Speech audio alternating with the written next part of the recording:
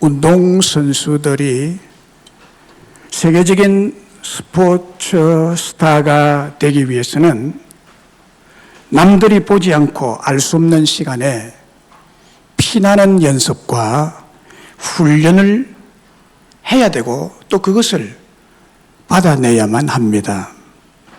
우리나라 양궁 선수들, 특히 여자 양궁 선수들은 올림픽 때마다 금메달을 휩쓸고 있습니다. 그 이유는 아주 강도 높은 혹독한 연습과 훈련을 받았기 때문입니다. 이들은 해병대에 입소해서 남자 군인들과 똑같은 수준으로 지옥 훈련을 받는다고 합니다. 활 쏘는 것과 해병대 지옥 훈련과는 별 관련이 없는 것 같이 생각이 들지 모릅니다만은 이들은 이런 지옥 훈련을 통해서 화살을 정확하게 10점짜리, 9점짜리에 꼽는다고 합니다.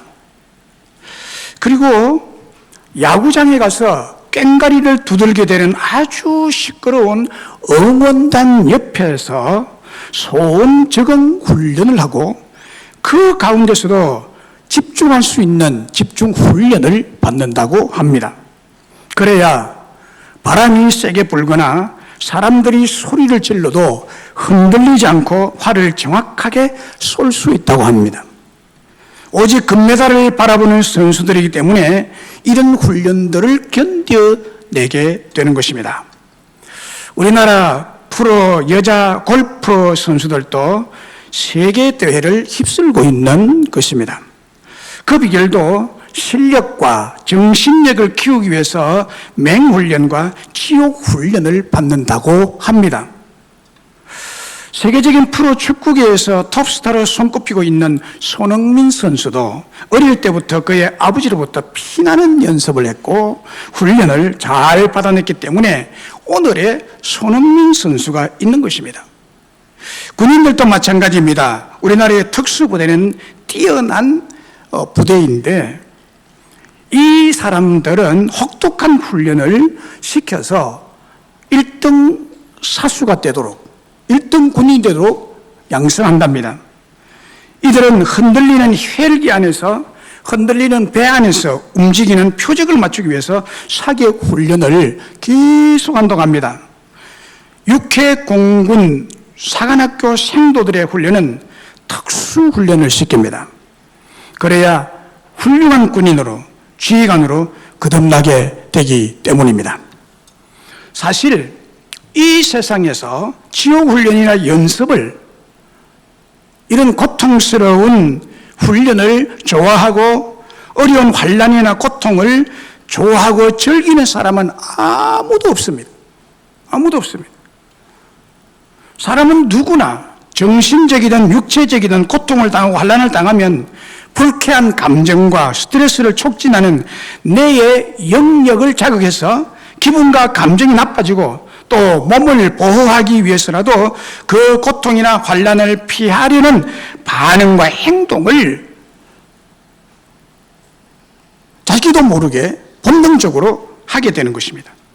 그래서 나이 어린 유치원생이나 초등생이나 중고등학생이나 청년이나 어른이까지 힘든 연습 훈련이나 이런 고통스러운 환난을 다 싫어합니다. 이런 어려움이나 고통이 계속되면 모든 것을 다 때려치워버리고 그 상황을 벗어나고 싶어 합니다. 학생들이 어려운 시험 공부를 하는 중에 졸음이 쏟아지면 어떤 학생은 그 고통을 끝까지 참고 이기면서 공부를 해내는 학생이 있어요. 이 학생은 반드시 성공합니다. 그런데 어떤 학생은 에라 모르겠다고 하면서 공부를 포기하고 오는 잠 다 자면서 그 긴 시간을 잠으로 허비해버리면 시험을 망칠 수밖에 없습니다. 그리고 운동선수들이나 사관생들도 지옥 훈련을 받을 때 너무 고되고 힘들다고 다 내팽개쳐버리고 총을 들고 탈영을 해서 집에 와버리면 난리가 납니다. 온 부대가 비상이 걸립니다. 그리고 잡히게 됩니다. 잡히게 되면 큰 형벌을 받게 됩니다. 제가 군에 있을 때 조금 군기에 걸려가지고 군 감옥에 갔다 온 사람의 말을 직접 들었는데, 그거 가면 완전 사람을 병신 만들어 버린답니다. 가서는 안 될 것이죠. 그게 훈련받기 싫어서 그냥 때려치워버리고 탈령해버리면 보통 문제가 아닌 것입니다. 또 환자가 치료를 받다가 치료받는 것이 너무 고통스럽고 아파서 주사줄 다 끊어버리고 약을 끊고 술이나 실컷 마시면서 치료를 포기하고 건강을 돌보지 않는다면 병은 더욱 악화될 것이고 그 사람에게는 행복은 절대로 올 수가 없는 것입니다. 학교에서 공부하는 학생들을 보면은 유니폼이 다 같고 교복이 다 같고 보면은 다 잘생기고 머리도 좋을 것 같은데 시험 딱 쳐보면 이게 다 갈려집니다. 대학교에 들어갈 때 보면 어떤 학생은 시험에 합격하고 어떤 학생은 미역국을 마십니다. 또 운동선수들도 유니폼을 입은 겉모습만 보면 모두가 다 운동을 최고로 잘할 것 같이 보입니다.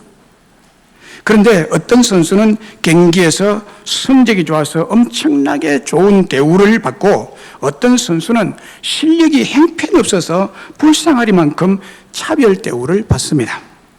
또 기업에서도 마찬가지입니다. 직원들을 보면은 다 훌륭해 보입니다. 그런데 사실은 직원이라 해서 모두 똑같은 대우를 받는 것이 아닙니다. 어떤 직원은 연봉을 많이 받고 또 어떤 직원은 연봉을 아주 적게 받거나 심지어는 퇴직을 강요받게 됩니다. 똑같은 사람인데 사람마다 가치를 평가받는 것이 이 세상, 모든 세상의 구조인 것입니다. 옛날에 왕자나 큰 부잣집의 아들 중에 간혹 무능하고 미련하고 세상 물정을 모르는 형편없는 사람들이 있었습니다. 타고난 여건이나 환경은 너무나도 좋은데 자신들이 훈련이나 배우는 것을 아주 싫어한 사람들이었습니다. 이런 왕자나 이런 부잣집 아들들은 부모나 혹은 신하들이나 혹은 하인들이 아무리 충고를 하고 조언을 해도 절대로 듣지 않고 생고집을 피우면서 처음부터 끝까지 제멋대로 망하는 일만 골라서 하다가 결국에는 자신만 아니라 다른 사람들의 인생까지 다 망치고 말았던 역사를 가지고 있습니다. 그런데 우리 하나님은 우리가 그런 미련한 왕자나 부잣집 아들이 되는 것을 원치 않으십니다. 하나님은 우리 한 사람 한 사람이 세상의 재력이나 지식을 가지고 그들먹거리기보다는 하나님께 인정받고 하나님의 마음에 드시고 하나님께서 믿을 수 있는 최고의 사람이 되기를 원하십니다.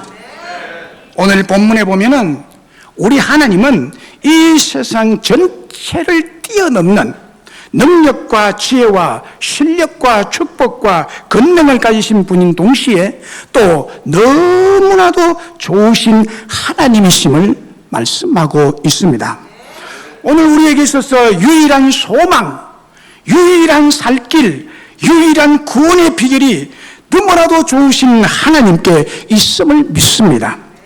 사랑하는 여러분, 우리 모두 너무나 좋으신 하나님만 소망하며 살아가십시다.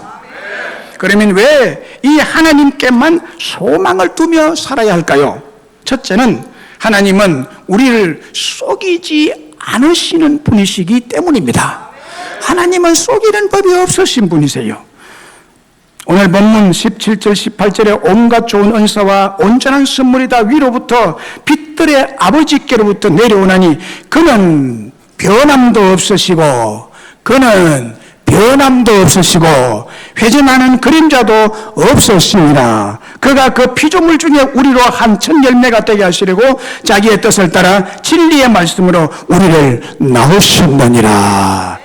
할렐루야. 그는 변함이 없으신 분이래요. 그는 회전하는 그림자도 없으신 분이래요. 여기에 변함이란 파랄라게란 헬라 원어인데 그 뜻은 변화, 변동, 바꿈, 체인지 이런 뜻입니다. 우리 하나님은 뭐를 체인지 하시는 분이 아니에요. 살짝 바꿔버리고 살짝 변화버리고 이렇게 변질되는 그런 하나님이 아니시라는 거예요.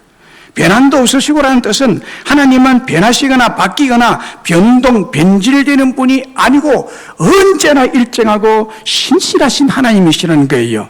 그리고 회전이란 트로피라는 헬라 단어인데 회전을 한다, 빙빙빙빙 돌아간다, 또 돌아선다는 이런 뜻입니다. 그러니까 하나님은 변하시거나 돌아서시거나 변덕적이가 아니라 한결같이 신실하셔서 우리를 속이지 아니하시는 분이십니다.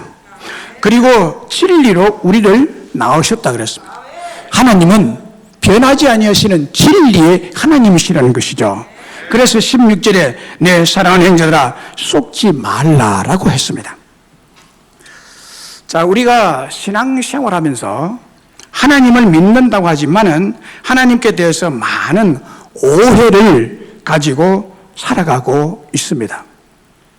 여러분도 어느 부분에서는 하나님을 오해하고 있는 것들이 많아요. 그 중에 하나가 하나님은 우리의 영혼과 영적인 일에만 유익을 주시는 분이시지 현실적인 축복, 육신적인 필요에 대해서는 도움을 주지 않으신다는 오해를 가지고 있습니다. 예를 들면 우리 학생들이 주일에 와서 찬양하고 또 예배를 드리면 마음에는 기쁨과 만족을 주지만 그렇다고 해서 현실적으로 학교 성적이 꼴찌에서 1등으로 아니면 굉장히 안 좋은 데서 좋은 성적으로 현실적으로 올려가는 것이 아니다 이렇게 생각합니다.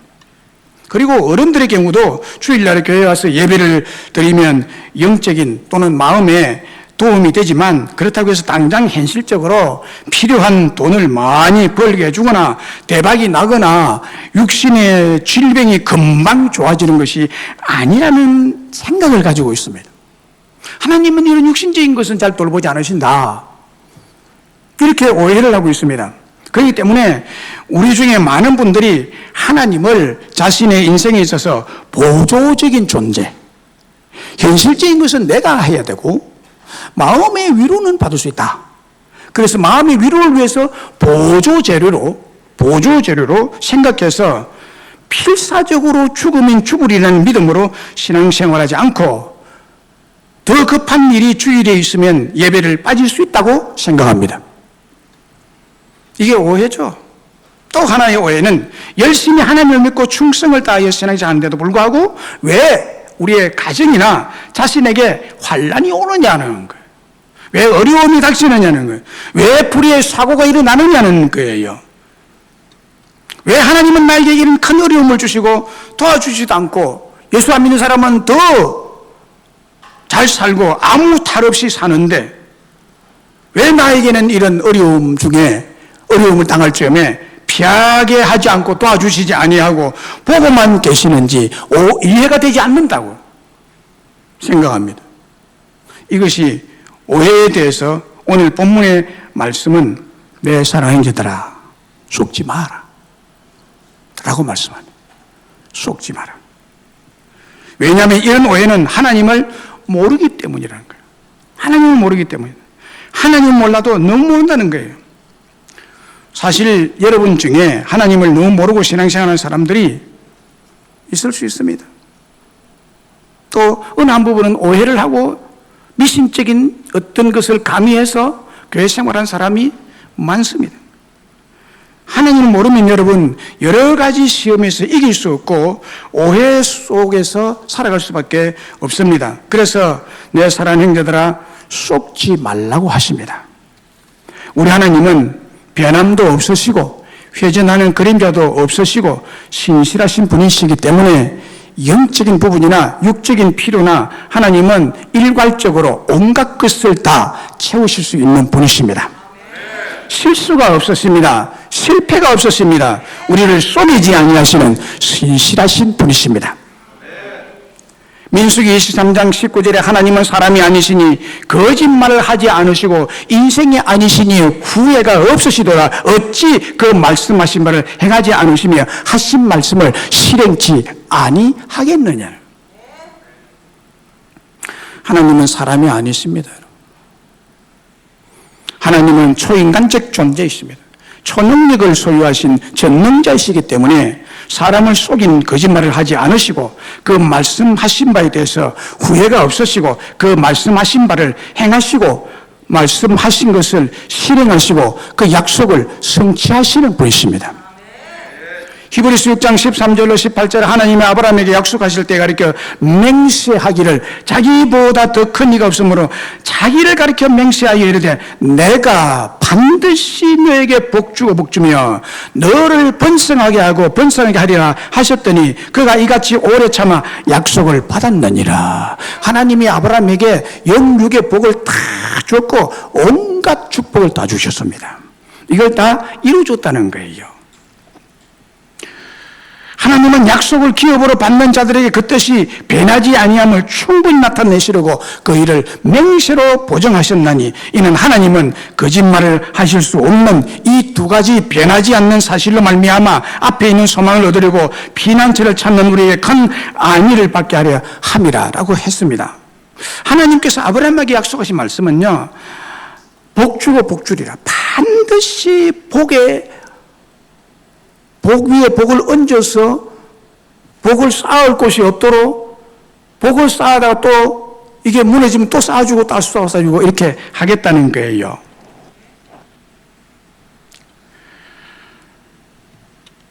그리고 이 약속, 하나님이 약속하신 말씀을 기업으로 삼는 아브라함, 하나님의 약속 말씀을 기업으로 받아들이는 우리 믿는 자에게 그 뜻이 변하지 아니하고 거짓말을 할 수 없는 이 두 가지 변하지 못할 사실로 말미암아 스스로 맹세하고 우리에게 보증해 주셨다고 합니다. 그래서 하나님은 거짓말 하실 수 없는 하나님, 우리를 속이지 아니하시는 신실하신 하나님이시기 때문에 이 시대에도 어려워도 힘들어도 고통스러워도 주님을 소망하며 살아야 된다는 이유인 것입니다. 요한복음 8장 44절에도 너희는 너희 아비 마귀에게서 났으니 너희 아비의 욕심대로 너희가 행하고자 하느니라. 그는 처음부터 살인한 자요 진리가 그 속에 없으므로 진리에 서지 못하고 거짓말을 할 때마다 그거 제 것으로 말하느니 이는 그가 거짓말쟁이요 거짓의 아비가 되었습니다. 마귀는 거짓말쟁이입니다. 거짓의 원조입니다. 거짓의 아비라는 것은 거짓의 원조입니다. 우리 식당의 이름을 보면요, 뭐의 원조 이렇게 해놨죠, 그죠? 거짓의 원조가 누구냐? 마귀입니다. 사탄 마귀입니다. 이제 거짓말은 전부 마귀에게서 나온 것입니다. 그러니까 마귀가 지옥 가죠. 거짓말쟁이도 같이 따라 지옥 갑니다. 입만 벌리면 변명, 입만 벌리면 거짓말. 이 심령, 이 정신상태, 이 정신구조, 이 습성, 이는 마귀에게 완전히 사로잡힌 사람입니다. 거짓말 자체가 그렇게 어떤 거짓말은 새빨간 거짓말, 유익을 위한 거짓말도 있겠지만 거짓의 배후에 누가 있느냐가 문제죠. 거짓의 배후에 성령이 계십니까? 하나님 역사합니까? 악한 사탄 마귀가 역사하기 때문에 거짓말에 사로잡힌 자는 지옥에 가게 된다는 거예요. 아이고, 거짓말 한다고 지옥 가요. 그렇게 말하는데, 쉽게 말하는데요. 거짓 자체만 보면 가볍게 생각할지 모르지만 그 배후에 누가 거짓을 조종하느냐 하는 것이 문제죠. 여러분, 거짓은 속이는 것은 마귀가 하는 것이지 하나님은 안 합니다. 우리 하나님은 우리를 속이지 않습니다. 그래서 내 사랑하는 형제들아 거짓에 속지 말라라고 당부를 하고 있습니다. 고린도전서 15장 33절에도 이렇게 말합니다. 속지 말라. 악한 동무들은 선한 행실을 더럽힌다고 했습니다. 더럽힌다.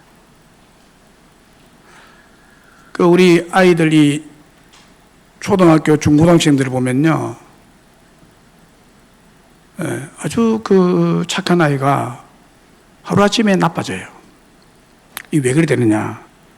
이게 악한 동물을 만나서 그래. 악한 동물. 마귀와 마귀에게 속한 악한 동물들이 있는데 그들에게 속지 말라고 경고해 줍니다. 우리 하나님은 거짓말을 하실 수 없으시며 사람을 속이지도 못하시는 정직하시고 신실하신 하나님이십니다. 그 약속하신 바를 신실히 이루시는 분이세요.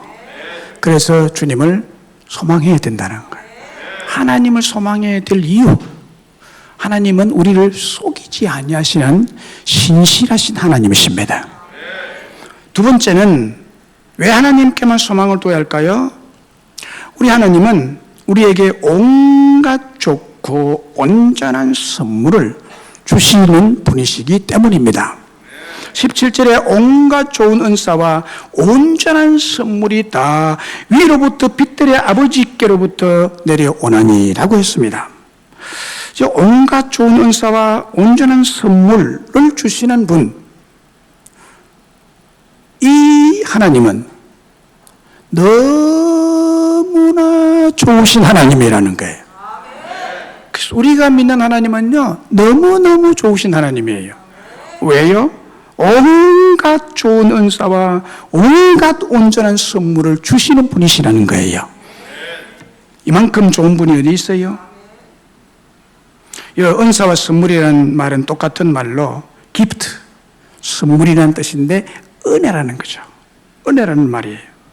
우리가 이 세상에서 누리고 있는 좋은 것들이 많은데 이것이 전부 다 하나님께서 공짜로 은혜로 우리에게 주신 것임을 말씀하고 있습니다. 우리가 이 세상에서 누리고 있는 건강이나 준수한 외모나 가정이나 직장이나 해와 달과 별들과 물과 공기는 모두 빛들의 아버지 하나님께로부터 선물로 우리에게 주신 것입니다. 이런 것들을 우리가 처음부터 가지고 있었던 것은 아무것도 없습니다. 이 모든 것은 하나님께서 나를 사랑하셔서 공짜로 주신 선물인 것입니다. 예레미야 29장 11절에 보면은 하나님의 어떤 하나님인 것을 말씀하고 있습니다. 너무 좋으신 하나님이라고 말씀합니다. 여호와의 말씀이지라 내가 너희를 향한 나의 생각을 안 하니 평안이요 재앙이 아니니라 너희에게 미래와 희망을 주는 것이니라. 할렐루야. 코로나 바이러스의 재앙이 퍼져 있는 상황 가운데이지만은 하나님이 지금 여러분들을 향하여 생각하고 계획하고 추진하고 우리를 섭리하고 도우시는 그 하나님은 우리에게 재앙을 주는 것이 아니라는 거예요. 우리에게 오히려 이것이 평안이 되고 우리에게 놀라운 희망적 미래를 보장해 주는 일이 될 것이다. 이 말씀입니다. 얼마나 좋으신 하나님이에요. 너무너무 좋으신 하나님이십니다. 요한 3서 1장 1절에 사랑하는 자여 네 영혼이 잘됨같이 네가 범사에 잘되고 강건하기를 내가 간구하노라. 여기 보면요, 하나님이 영혼만 축복하시는 분이 아니세요. 하나님은요, 영혼이 잘되고 범사, 우리의 모든 삶들이 잘되고 우리의 육신의 건강의 축복을 주시기를 원하시고 또 그렇게 축복하여 주시는 너무나 좋으신 하나님이십니다. 다니엘서 1장에 보면은 하나님께서 다니엘에게 온갖 좋은 은사와 온전한 선물을 주셔서 행복하고 성공적인 인생이 되도록 역사하셨다는 사실을 확인할 수 있습니다. 다니엘이 어린 10대의 나이에 감당하기 힘든 절망적인 고통과 환난을 너무 많이 겪은 사람이었습니다. 너무 비참한 현장을 목도한 사람이에요. 자기 이스라엘 백성들이 바벨론의 침략을 받았어요. 바벨론의 말바꾸 아래, 총칼 아래, 칼 아래, 화살에 그냥 넘어지는 자기의 부모들, 자기의 이웃들, 자기의 친구들을 그 피를 흘리면서 절규하면서 죽어가는 현장들을 목도한 사람이에요, 이 다니엘이. 그리고는 자기는 어떻게 하다 살아서 포로로 잡혀온 거예요. 자기 조국의 비참하고도 참혹한, 망해버렸고 자기 나라를 그렇게 짓밟아 망하게 한 원수의 나라인 바벨론의 포로로 끌려가는 수모와 환난은 말로 다 할 수 없는 슬픈 고통을 당해야만 했던 사람입니다. 그런데 그런 비참한 상황 가운데서도 어떻게 그가 그렇게 넘넘하며 담대하며 흔들림이 없는 견고한 하나님의 사람의 신앙의 모습을 우리에게 보여주고 있을까요? 그것은 전적으로 빛들의 아버지이신 하나님께서 다니엘에게 온갖 좋은 은사와 온전한 선물을 공급해 주셨기 때문입니다. 오늘 다니엘서 1장 17절과 20절에 이렇게 기록합니다. 하나님이 이 네 소년에게 학문을 주시고 모든 서적을 깨닫게 하시고 지혜를 주셨으니 다니엘은 또 모든 환상과 꿈을 깨달아 알더라. 하나님이 하셨다는 거예요. 하나님이 그 비참한 상황 가운데서 그 엄청난 상처가 가슴을 사무치는 눈앞에 피를 흘리며 토하며 죽는 자기의 동족들을 보고 포로로 끌려온 이 다니엘의 가슴 속에 얼마나 큰 상처가 있겠어요. 하나님은 이 상처를 깨끗이 지우시고 모든 서적을 깨닫게 하시고 지혜를 주시고 환상과 꿈을 깨달아 알도록 다니엘에게 역사하셨던 하나님이십니다. 그리고 1장 20절에 보면은 왕이 그들에게 모든 일을 묻는 중에 그 지혜와 총명이 온 나라 박수와 술객보다 10배나 나은 줄을 아니라. 여러분, IQ가 10배 높다면 보통 똑똑한 사람이 아닙니다. 이걸 하나님이 그렇게 하셨다는 거예요. 하나님이 그렇게 하셨다는 거예요. 하나님께서 이스라엘 포로로 잡아온 다니엘을 비롯한 3명의 소년에게 학문을 주시고 모든 서적을 깨닫게 하시고 지혜를 주셨습니다. 그리고 특별히 다니엘은 모든 환상과 꿈을 깨달아 알도록 영의 세계를 열어주신 것입니다. 그래서 왕의 꾼 꿈을 해석해 주잖아요. 마치 요셉처럼. 이게 하나님께서 하나님의 사람에게 온갖 좋은 은사를 주시는 대표적인 인물이 되는 것입니다. 요셉과 다니엘은. 그래서 왕이 그들에게 모든 일을 묻는 중에 그 지혜와 총명이 자기들 나라에서 가장 우수한 술객들, 점쟁이들보다 10배나 더 나은 지혜와 계시의 정신을 가지고 있었다는 거예요. 그건 다니엘이 똑똑한 것이 아니라 하나님이 그들의 머릿속에, 심령 속에, 정신세계 속에 풀어넣어 준 것입니다. 다니엘이 바벨론에서 행동한 삶을 살게 된 것은 자신의 지혜로 된 것인 양 당연하게 생각하고 살았다면 다니엘은 없었을 것입니다. 그는 이 모든 좋은 지혜와 총명과 환상과 꿈을 깨달아 알도록 하신 분이 하나님이심을 깊이 알고 믿고 있었습니다. 그래서 그는 죽음의 업무 앞에서도 예루살렘으로 향하여 난 창문을 열어놓고 하나님의 은혜에 깊이 감사할 수 있는 기도를 드릴 수 있었던 것입니다. 우리는 늘 당연하게 생각해서 별 생각 없이 혹은 별 불편함이 없이 은혜나 감사함 없이 쓰고 사용하고 생활해 왔는데 어느 날 그곳이 고장이 나거나 다치거나 병들거나 없어지면 많은 고통을 받고 불편함을 겪고 불행을 자초하게 되는 경우를 종종 보게 됩니다. 예를 들면 사람은 밤이 되면 당연히 잠이 오고 잠을 자는 것으로 생각하죠. 당연히 뭐 잠자는 게 당연한 것 아니냐. 어린 청소년들이나 군인들은요, 놀랍게도 눕기만 하면 잠을 정말 잘 잡니다. 잘 잘 뿐만 아니라 끊임없이 잡니다. 시도 때도 없이 잠을 잘 잡니다. 전쟁통에도 잠에 취합니다. 그러나 그렇게 당연하게 생각했던 것이 어떤 사람에게는 당연하지 않는 것입니다. 불면증 환자는 별의별 방법을 다 사용해도 잠이 오지 않아서 나중에는 밤이 되고 잠자리에 드는 것이 죽음보다 더 두려운 것입니다. 사람이 잠을 잘 수 있다는 것이 얼마나, 잠을 잘 수 없다는 것이 얼마나 큰 고통인지 그래서 불면증 환자에게는 눕기만 하면 잠이 오는 것은 기적에 가까운 일이고 은혜 중에 은혜이고 축복 중에 축복인 것입니다. 그리고 스위치를 누르면 당연히 불이 켜지고 TV 리모컨을 누르면 화면이 나오는 것으로 생각합니다. 무더운 여름 날씨에 에어컨을 켜면 당연히 찬 바람이 나와서 시원하게 해줄 것이라고 생각합니다. 그런데 그것들이 고장이 나서 작동이 되지 않으면 얼마나 불편한지 모릅니다. 수돗물이 안 나오고 정전사고가 나면 삶이 마비가 될 정도입니다. 현대인들은 특히 전기와 물 없이는 고통스러워서 한순간도 살아갈 수가 없죠. 뭐냐? 우리가 당연하다고 생각하고 누리고 있는 모든 혜택들이 우연히 생겨난 것도 아니고 우리에게 변함없이 온갖 좋은 은사와 온전한 선물을 공급해 주시는 분이 있기 때문입니다.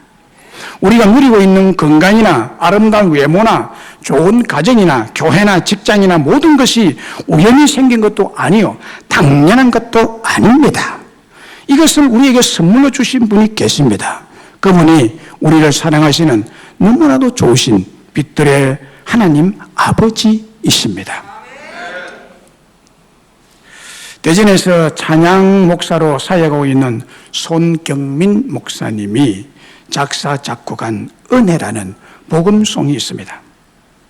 우리가 최근에 배운 곡인데 너무 큰 은혜와 감동과 영혼을 맑게 하는 찬양곡입니다. 그러다 보니 우리 교회 성도님들뿐 아니라 한국 교회 성도들이 현재 가장 많이 부르는 찬양곡 히트곡 중에 1위입니다. 이 은혜의 곡이. 참 은혜의 곡이 은혜가 되더라고요. 저만 은혜가 됐는가 생각했는데 한국 교회에서 탑 10 중에서 1위 곡이 이 은혜 찬송입니다. 이 은혜라는 찬양 가사를 작사하게 된 이유를 송경민 목사님은 이렇게 고백하고 있습니다. 우리의 삶은 하나님의 은혜로 가득 차 있다는 것을 이야기하고 싶습니다. 많은 사람이 은혜를 사모합니다. 어떤 특별한 은혜를 받는 것도 필요하지만 이미 우리에게 주신 은혜를 발견하는 것도 중요하다고 생각합니다. 우리가 이 땅에 태어나고 호흡하며 살아가는 순간, 그리고 걸어온 모든 길, 하나님의 자녀가 된 것, 꿈을 꾸며 살고 찬양하며 예배하는 것, 가족을 만나고 친구를 만나고 동역자를 만나는 것, 성도로 살아가며 전도하는 것, 또 하나님께서 만드신 해와 달과 별과 계절에 따른 아름다운 풍경을 볼 수 있으며 누리고 있는 모든 것이 당연한 것 아니라 하나님의 놀라운 은혜입니다.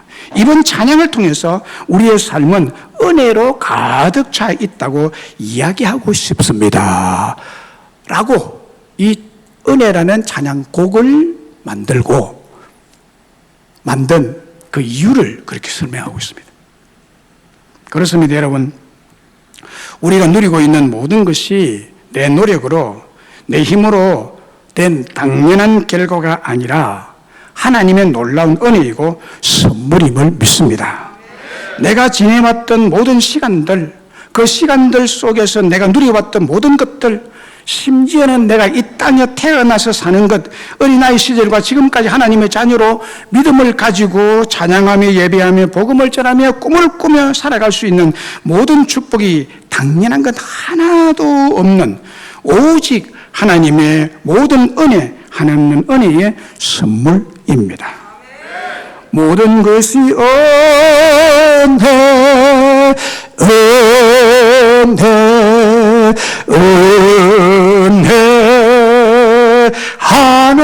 하나님의 내 삶에 당연한 것 하나도 없었던 것을 모든 것이 은혜였소. 할렐루야. 그러면 이 좋고 온전한 선물이 내 것이 돼야지. 남의 것이 되는 것은 나에게는 의미가 없는 일 아니었어요?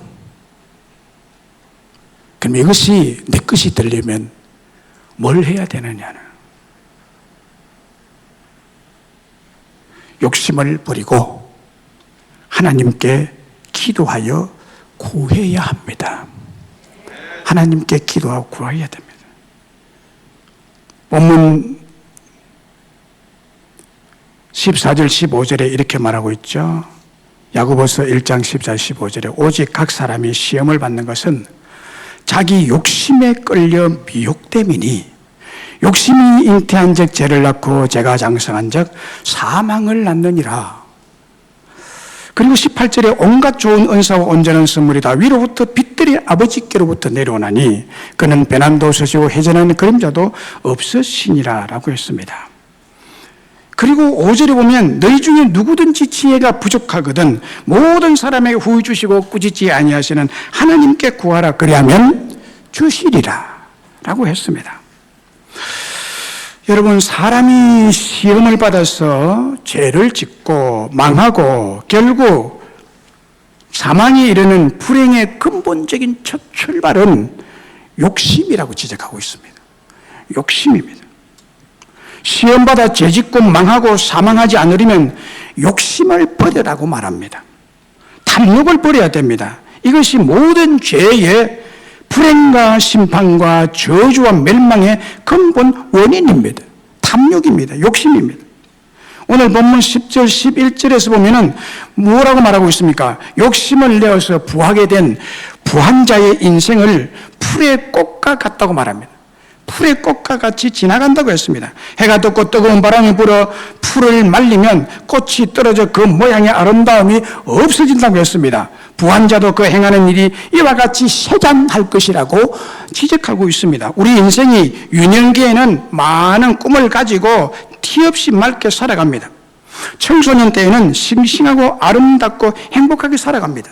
청년의 나이가 되면 미래가 있고 꿈이 있고 사랑이 있고 무엇이든지 할 수 있는 힘을 가지고 있습니다. 그런데 그러한 사람들이 어느 순간 지나면 정년 퇴직을 해야 되고 또 어느 순간이 지나면 아름다운 꽃이 시들어 볼품없이 떨어지듯이 노인이 되어 죽음을 바라보게 됩니다. 인생이 풀의 꽃과 같이 시들어지고 떨어지기 때문에 돈이나 권력이나 명예에 욕심을 내지 말라고 하십니다. 우리의 행복은 너무나 좋으신 하나님께 있기 때문에 그 하나님께 기도해서 구해야만 합니다. 오늘 본문 5절에 너희 중에 누구든지 지혜가 부족하거든 모든 사람에게 후히 주시고 꾸짖지 아니하시는 하나님께 구해라 그러면 죽기다. 할렐루야. 17절에 온갖 좋은 은사와 온전한 선물이 위로부터 빛들의 아버지께로부터 우리에게 주어진다는 거예요. 어찌할 때 기도해야 돼. 기도해서 구해야 주실 것입니다. 마태복음 17장 7절 11절에 놀라운 약속의 말씀이 있죠. 구하라 그리하면 너희에게 주실 것이요 찾으라 그러면 너희에게 찾을 것이요 문을 두드리라 그러면 너희에게 열릴 것이니라. 너희 중에 누가 아들이 떡을 달라 하면 돌을 주며 생선을 달라 하는데 뱀을 줄 사람이 있겠느냐. 너희가 죄인일지라도 좋은 것으로 자식에게 줄 줄 알거든 하물며 하늘에 계신 너희 아버지께서 구하는 자에게 좋은 것으로 주지 않겠느냐. 여러분 중에 여러분 자녀가 배가 고파서 떡을 달라 하는데 돌멩이를 주면서 이건 뭐라 할 사람이 어디 있어요? 말도 안 되는 얘기잖아요. 자녀가 생선이 먹고 싶다고 하는데 뱀을 어디서 구해와가지고 나 뱀이라고 던져주는 그런 엄마가 세상에 어디 있냐고요. 없다는 거죠. 아무리 약한 부모라도 그런 부모가 없다. 하기야 요즘은 자기 자식을 때려 죽이는 세상이고 애비를 때려 죽이는 세상인데 참 무서운 세상이에요. 그러나 통상적으로는 그렇지 않다. 그렇지 않다. 너희가 죄인일지라도 자식에게 좋은 것을 줄 줄 알거든 하물며 하늘에 계신 너희 아버지께서 구하는 자에게 눈물 짓고 간구하고 달라고 하는 자에게 어떻게 하나님께서 좋은 것을 주지 아니하겠느냐고 말합니다. 주실 것입니다. 여기에 기도를 중단 없이 그리고 간절히 할 것을 구하라 찾아라 문을 두드리라 라고 말합니다. 구하는 것 한 번 구하고 말라가 아니에요. 계속 구해라. 찾는 것을 계속 찾아라. 두드리는 것을 계속 두드리라. 이런 뜻이 있습니다. 이렇게 간절히 그리고 중단 없이 계속해서 기도하면 하늘에 계신 너희 아버지께서 구하는 자에게 가장 좋은 것으로 응답하여 주실 것이라고 분명히 약속하고 있습니다. 기도는 응답됩니다. 기도에 응답하시겠다는 것은 신실하신 하나님의 약속입니다. 사무엘서 1장에 한나의 통곡하며 아들을 달라고 기도할 때에 그 길에 하나님께서 응답하셔서 그 당시에 가장 똑똑하고 믿음이 좋고 이스라엘 지도자여 선지자였던 훌륭한 아들 사무엘을 주셨습니다. 한나에게서는 가장 좋은 것을 주신 것입니다. 역대상 4장 9절로 10절에 야베스의 기도가 나옵니다. 야베스가 하나님 앞에 기도했습니다.